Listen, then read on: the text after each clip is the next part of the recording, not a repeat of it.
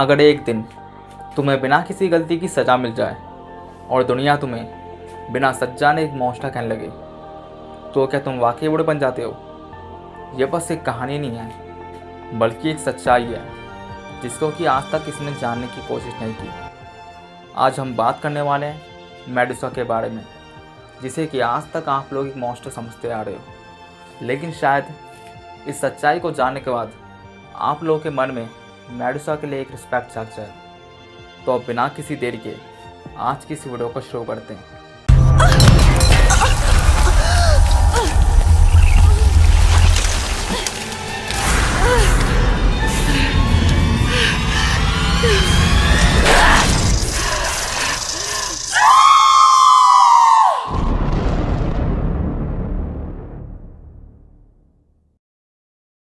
ये कहानी है मेडुसा की। मेडुसा एक समय में दुनिया की सबसे सुंदर लड़की हुआ करती थी।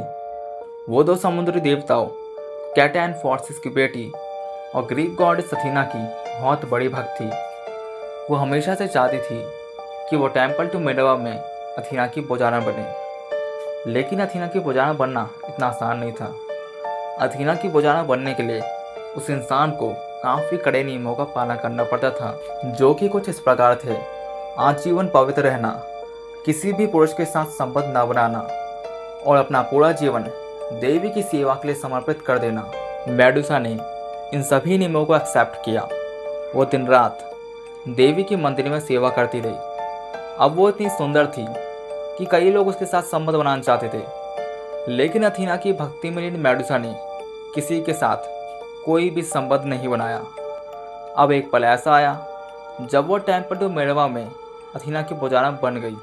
लेकिन वो इतनी सुंदर थी कि कई लोग उसे सिर्फ देखने के लिए मंदिर आया करते थे। कई लोग कहते थे उसके बाल काफ़ी सुंदर हैं, तो कई लोग ये भी कहते थे अथीना की सुंदरता मेडुसा की सुंदरता के सामने पानी कम चाय है। अब मेडुसा को तो इन सभी बातों से कोई फर्क नहीं पड़ता था, लेकिन अथीना वो मेडुसा की सुंदरता से जलने लगी थी। और फिर एक दिन सब कुछ खत्म हो गया। समुद्र के देवता पोसाइडन ने मेडुसा को देखा और उसकी खूबसूरती पर आकर्षित हो गया। कुछ वर्जन में कहा जाता है कि उसने मेडुसा को प्रपोज किया, लेकिन मेडुसा ने मना कर दिया क्योंकि वो अपना पूरा जीवन अथीना की सेवा के लिए समर्पित कर चुकी थी और पोसाइडन को ये बात बिल्कुल भी अच्छी नहीं लगी। और एक दिन उसने कुछ गलत करने का फैसला कर ही लिया। उसने उसकी मर्जी के खिलाफ उसके साथ जबरदस्ती की।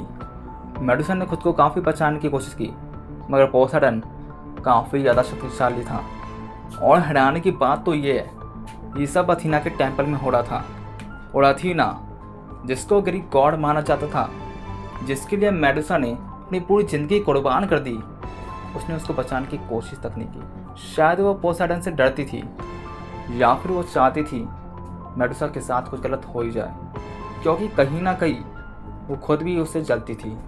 जब पोसाइडन समुद्र में लौट गया, तब अथीना वहाँ पर आई और उसने मेडुसा को उसके मंदिर को अपवित्र करने के लिए श्राप दिया। उसने कहा कि अब तुम पवित्र नहीं रही और अब तुम मेरी पुजारन नहीं बन सकती, और क्योंकि तुमने सब गलत काम मेरे मंदिर में किया है, इसलिए मैं तुम्हें श्राप देती हूँ। अथीना ने यह श्राप दिया कि तुम्हारे सुंदर बाल जहरीले सांपों में बदल जाएंगे और जो कोई भी तुमसे बात करने की कोशिश करेगा ये उसे काट लेंगे। और अथीना ने यह भी श्राप दिया, जो कोई भी तुम्हारी आंखों में देखेगा वो पत्थर का बन जाएगा। और बस इस एक पल में मेडुसा की पूरी जिंदगी बर्बाद हो गई।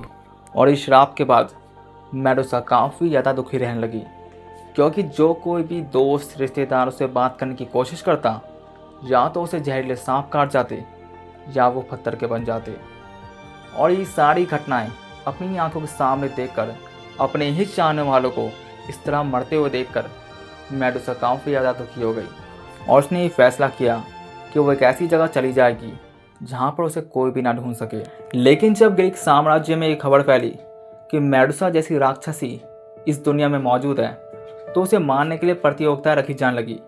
दुनिया भर से बड़े बड़े योद्धा अपनी ताकत का प्रदर्शन करने मेडुसा को मारने के लिए आते थे, क्योंकि वो चाहते थे मेडुसा का सिर काट कर उसकी शक्तियों का इस्तेमाल किया जाए। क्योंकि जो कोई भी उसका सिर काट लेता था, उसके पास किसी को भी पत्थर बनाने की ताकत आ जाती थी। और बस इसी लालच की वजह से मेडुसा का जीना हराम हो गया था, क्योंकि आए दिन कोई ना कोई उसे मारने के लिए आता था। हालांकि उस समय के साथ साथ अपनी जान बचाते बचाते इतनी शक्तिशाली हो गई थी कि कोई उसे मार नहीं पाता था। पर वो अपनी इस बेकार जिंदगी से तंग आ चुकी थी। वो चाहती थी उसे इस जिंदगी और इस श्राप से मुक्ति मिल जाए। वो आज भी देवी अथीना की पूजा करती थी, और जब अथीना को उसके बारे में पता चला तब उसने half human half God Perseus को मेडुसा को मारने का काम सौंपा। उसने परसियस को एक पॉलिश शील्ड दी, एक तलवार दी, उड़ने वाले जूते दिए और गायब होने की पावर दी।